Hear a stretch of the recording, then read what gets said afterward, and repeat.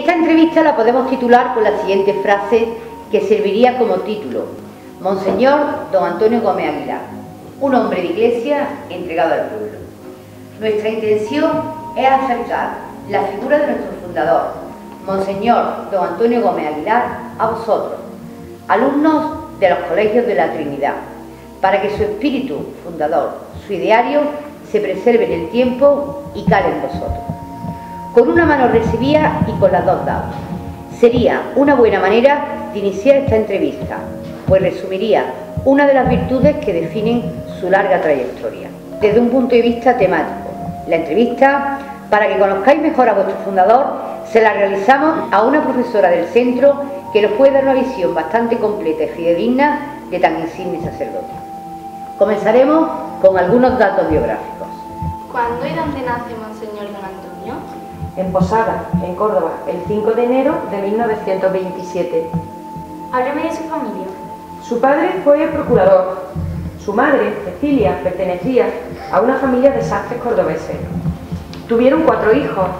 Los 2 mayores, Araceli y José, fallecieron niños y solo quedaron don Antonio y Ricardo. ¿Cómo transcurrió su infancia? En Posada, en el colegio, con los juegos propios de la época. Era muy despierto, vivaracho, aventajado en los estudios. Siempre salía en defensa de su hermano Ricardo.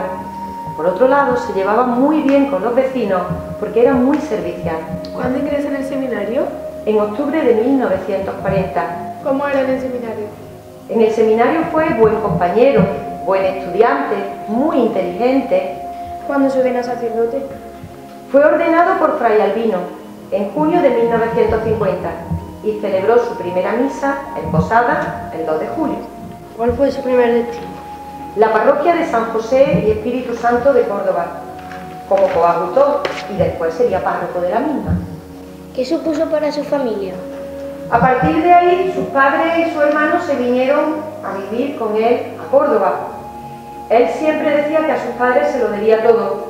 Les agradecía el sacrificio que hicieron para que pudiera estudiar en años tan difíciles, así como lo que supuso más tarde venirse a vivir a Córdoba, al principio en condiciones difíciles. ¿Podría contarnos anécdotas referentes a su familia? Adoraba a su madre, era muy buena cocinera y siempre estaba pendiente de todo. Fue muy especial para sus padres el nombramiento de don Antonio como prelado de honor de su santidad. Cuando don Antonio llegaba por las noches, después de duras jornadas de trabajo y preocupaciones, la miraba, la besaba, le preguntaba ¿cómo está? Se sentaba a su lado, charlaban un ratito. El Señor se la llevó en 1991, con 96 años. Fue muy duro para él. A su hermano Ricardo lo llamaba mi niño, siempre lo protegía. La muerte de Ricardo, muy joven, de cáncer, fue un mazazo terrible. Un año después murió su padre. ¿Cómo afectó a la vida familiar la muerte de su hermano? Se hizo cargo de su madre, de su cuñada Carmen y de sus 4 sobrinos. Se fueron a vivir juntos y fue un padre para ellos. ¿Y de sus últimos años qué recuerda? Don Antonio cae enfermo. Su enfermedad fue muy dura. Aún así, no se resistía a postrarse en cama, pues decía que tenía que seguir su labor en la parroquia de la Trinidad. ¿Cuándo muere don Antonio? El día 8 de marzo de 1993, confesó, recibió la unción de enfermo de manos de su muy querido amigo y compañero, don Francisco Ariza. Ese día nos dejó para siempre, marchando junto al Padre de la mano del Santísimo Cristo de la Providencia. Había pedido ser enterrado a los pies de su imagen y así le fue concedido por el señor obispo. Vamos a conocer ahora cómo se le despierta a don Antonio la vocación de sacerdote. ¿Quién le despertó su vocación de servicio hacia los demás? Sin duda don Fermín Urbano, párroco de Posada, del que aprende la entrega a la parroquia, la sensibilidad ante la pobreza de paisanos y feligreses, el deseo de ayudar a los demás, hizo que sintiera que había sido elegido para servir a Dios y a sus semejantes como sacerdote. Don Fermín fue crucial en su vida. ¿Y hubo personas que dejaron una huella especial en su paso por el seminario? Sin duda los jesuitas. Los jesuitas marcaron a todos los seminaristas, en especial su director espiritual, el padre Marcelo, que le ayudó a formarse y a corregirse, sobre todo en su temperamento, como decía su madre, doña Cecilia, a meterse el genio en el bolsillo. La espiritualidad de don Antonio quedó marcada por el claro carácter cristocéntrico de los jesuitas. Lo podemos comprobar a través de su obra y de su devoción al Cristo de la Providencia, a cuyos pies, como ya hemos dicho, quiso ser enterrado. Experiencias personales que marcaran su ya clara vocación de ayudar a los demás debió haber, ¿no? Muchas. Una en particular que lo marcó profundamente y lo animó en su obra social fue la que vivió cuando una chica joven que había recibido una herencia llegó a la parroquia y se la entregó, le entregó la herencia, porque quería vivir solo de su trabajo y dejó todo lo heredado para con ello ayudar a los demás. Esa herencia sirvió para fundar la residencia de ancianos María Magdalena, en honor a la madre de esta joven. Fue su única imposición. Fijaos, de esta parte, lo que más me llama la atención es la generosidad de esta señora. Carmen, es normal, la gente en Córdoba sabía que cuando le daba un donativo, él iba a convertir rápidamente en una obra social. Para conocerlo mejor sería interesante hacerlo a través de sus citas textuales de Monseñor Don Antonio, que también nos servirán para ahondar en su persona. Ante su ingente obra social y las dificultades que conllevaba a nivel económico, burocrático, etc., ¿cuál era su frase? Dios proveerá. Y la verdad es que siempre proveía. Tengo entendido que cuando se organizaban viajes de estudios con los alumnos del colegio, le asustaban. ¿Qué decían estas ocasiones? Siempre decía, dejad un asiento para el Cristo de la Providencia. Y así se hacía. Y la verdad es que hasta el día de hoy no ha habido ningún accidente, después de tantos años y tantos viajes. Su enfermedad fue dolorosa, durísima. ¿Se quejaba? ¿Cuánto cuesta morirse? Fue su única frase ante tanto dolor. Le pido a Dios que me deje el 50% para seguir trabajando. Era una frase de nuestro fundador. ¿En qué contexto la utilizó? Cuando las fuerzas le faltaban por la enfermedad, solo le pedía a Dios que le diera alguna tregua en el dolor para irse a la parroquia y poder seguir atendiendo su asunto. Una frase suya fue: trato todos los días de estrenar una ilusión, de hacer algo. ¿A qué se refería? A su inquietud constante de ayuda y servicio a los demás. ¿Alguna frase que recuerde de él y que resuma quién era don Antonio? Tened siempre la seguridad de que vuestro donativo, grande o pequeño, es empleado santamente en las cosas de Dios. Si podéis, dad con generosidad, y si necesitáis, pedid con sinceridad, porque la parroquia y sus sacerdotes quieren servir a todos. Y así pues, os lo podemos garantizar tantos testigos de su obra.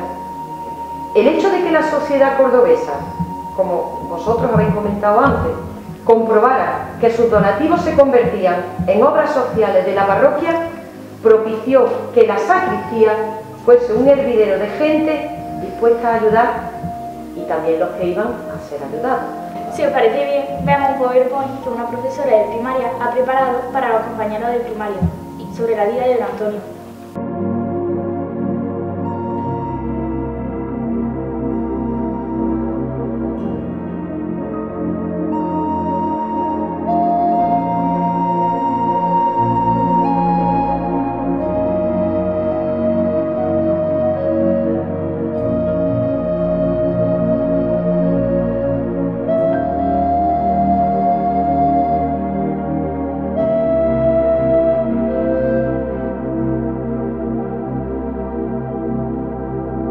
Profundicemos en su carácter.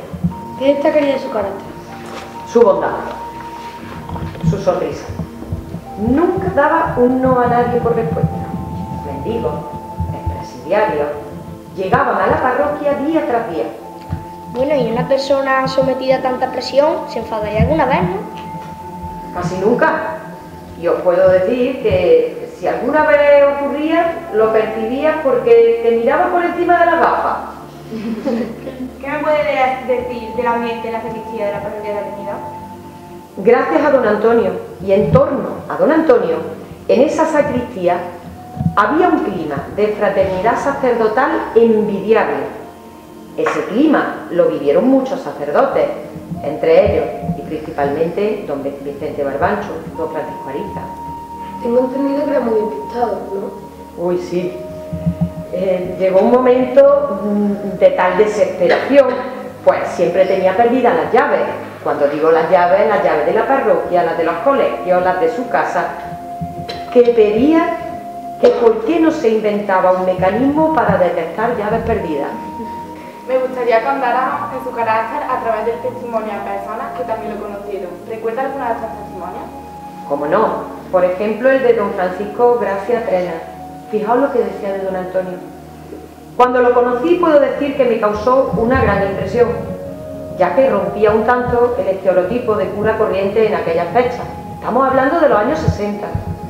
Era extrovertido, abierto, cordial, con gran capacidad de contacto y relación con los demás, simpatizaba sin proponérselo, un auténtico comunicador, como ahora decimos.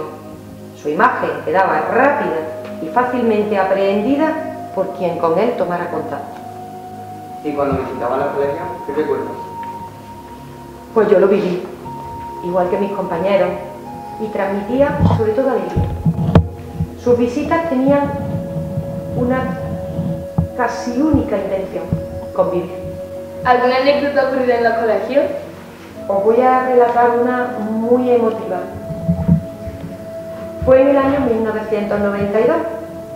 Él ya estaba muy enfermo, pero nunca faltaba las graduaciones de los alumnos de sus colegios.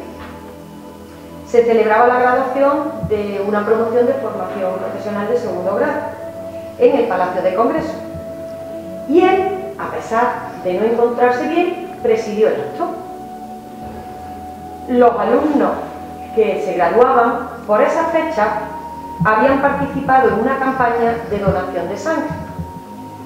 Don Antonio lo sabía, y en su discurso, y sin nadie esperarlo, cuando se dirigió a sus queridos alumnos, les agradeció, emocionado, ese gesto de tanta generosidad, del que él probablemente se había beneficiado, porque en los últimos días a don Antonio lo habían transfundido. No os podéis imaginar, la sala enmudeció. Me impresiona bastante el acto que tuvo don Antonio, yendo a esta graduación de sus alumnos, a pesar de lo enfermo que estaba, y además agradeciéndole esta donación de sangre que a ellos dieron, porque él mismo se benefició días anteriores. Es que ya no nos sorprende nada el carácter de don Antonio, que era todo bondad y humildad. Otro apartado que nos interesa es el de conocer los galardones y reconocimientos que la sociedad cordobesa le hicieron a lo largo de su vida. La Iglesia, la sociedad cordobesa reconoció la obra de este gran hombre. Como no, obtuvo bastantes galardones a lo largo de su vida, tanto civiles como religiosos, como muestra Cordobés del Año, medalla de plata a la solidaridad civil, Monseñor Prelado de Honor de su Santidad, vicario episcopal de la ciudad. Me mueve la curiosidad saber qué opinaba él de estos premios. Pues, mire, te voy a contestar con palabras textuales de él, que seguro van a ser más explícitas que cualquier comentario que yo pueda hacer. He declinado todos los homenajes, porque ni los merezco, ni vivimos en tiempos propicios para ello. El mejor de todos será seguir contando con vuestras oraciones y ayudas para realizar la tarea social que esta parroquia tiene emprendida en colegios, guarderías y residencias. Ese era su sentir ante esta palabra. Seguimos conociendo poco a poco a don Antonio. Vamos a ver ahora su obra. ¿Qué recuerdas de la etapa de don Antonio como coadjutor de San José? Eran años difíciles para el barrio, un barrio de gente humilde, gente trabajadora.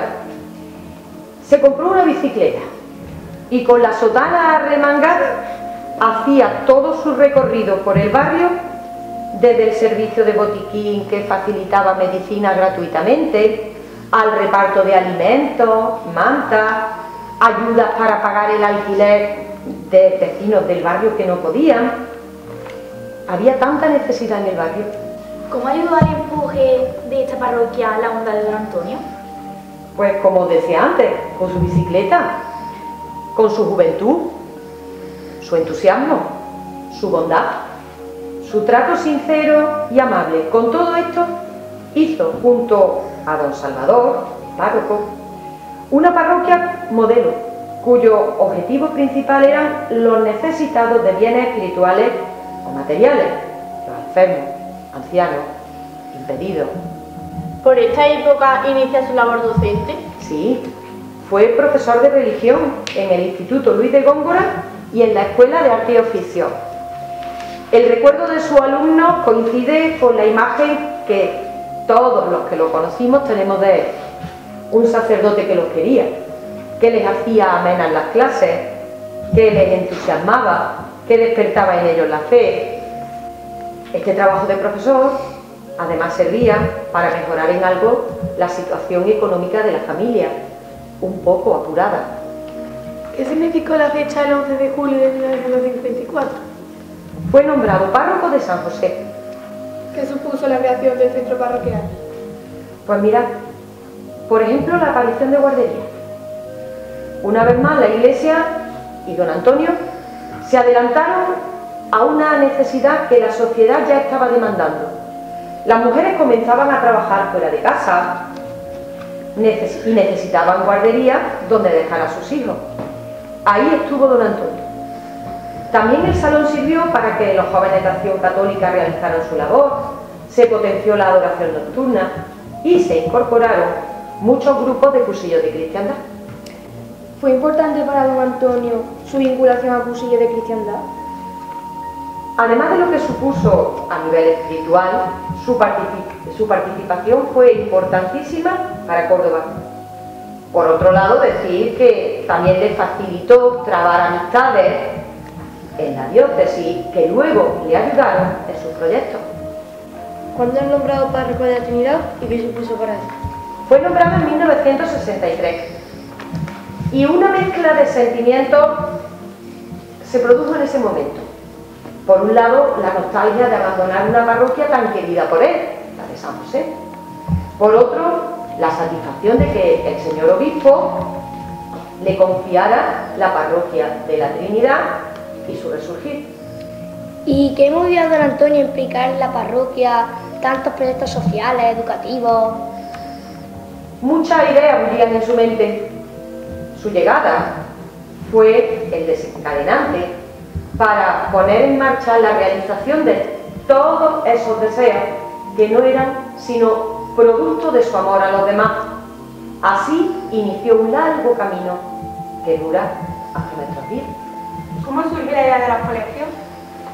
Pues mira, a él, por parte de los vecinos, le había llegado la preocupación por la escasez de escuelas en la zona y por otro lado el incremento de población era evidente.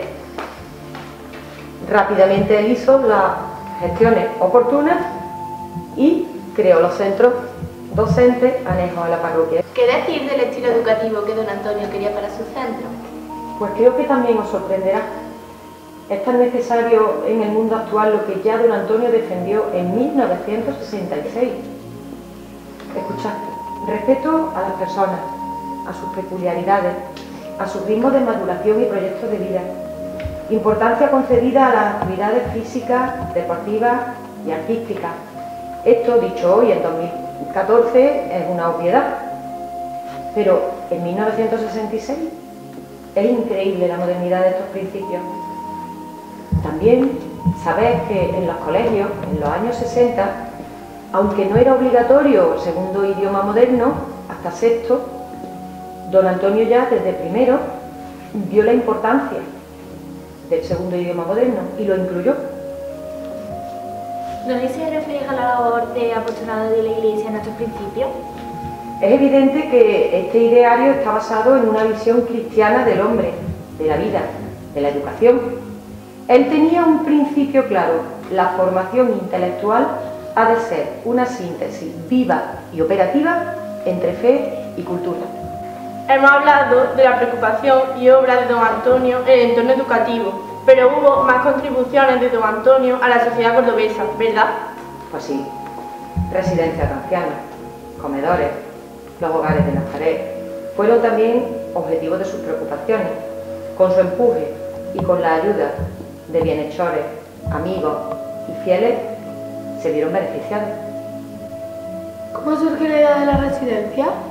Pues de nuevo, adelantándose a los tiempos, vio la necesidad de crear estos centros para acoger a mayores que no podían ser atendidos. En 1977 su sueño se convierte en realidad. Se inaugura la residencia Santísima Trinidad, con 38 habitaciones. Con el paso del tiempo se iría ampliando en plaza y en edificios. ¿Y los comedores? ¿Por qué esta nueva preocupación? Don Antonio observa y le preocupa la situación de tantas mujeres que salen a trabajar. Es por ello que, igual que potenció la creación de guarderías, pensó en los comedores en los colegios, y así lo hizo.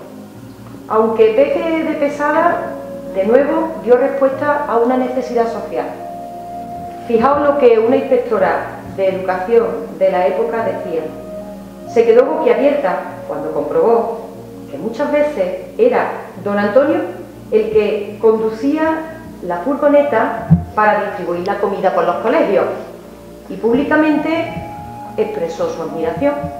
¿Qué más os puedo decir? ¿Qué relación tuvo don Antonio con los hogares de Nazaret? Otro servicio que prestaba la Iglesia a la sociedad son casas tuteladas, los hogares de Nazaret, en las que en régimen de familia viven y conviven niños con dificultades, formando un auténtico hogar. Don Antonio, la parroquia, les pagaba la casa, la luz, el agua, el teléfono. Actualmente esa vinculación con los hogares de Nazaret se mantiene en nuestros colegios. ¿Cómo se involucra Monseñor don Antonio en el mundo cofrade? Vosotros hoy vivís intensamente las cofradías. En los años 70, don Antonio se propuso ya canalizar cuantas propuestas cofrades de parte de las hermandades le vinieron a plantear. Él siempre recibió con los brazos abiertos a estas formaciones religiosas, y su papel fue determinante para la formación de las hermandades del Vía Crucis y de la Santa Faz.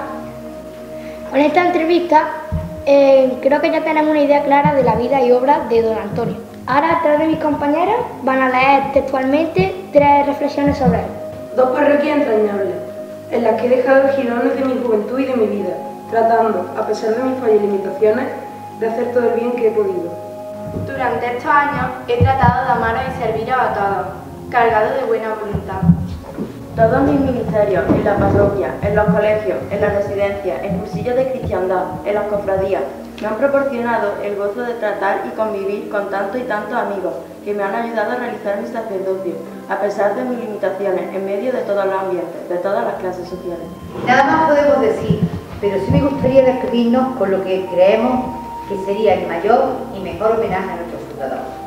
Sería que todos juntos rezáramos nuestra oración al Cristo de la Providencia. Y os invito a todos los alumnos y alumnas que estáis viendo esta entrevista, que la recéis con nosotros.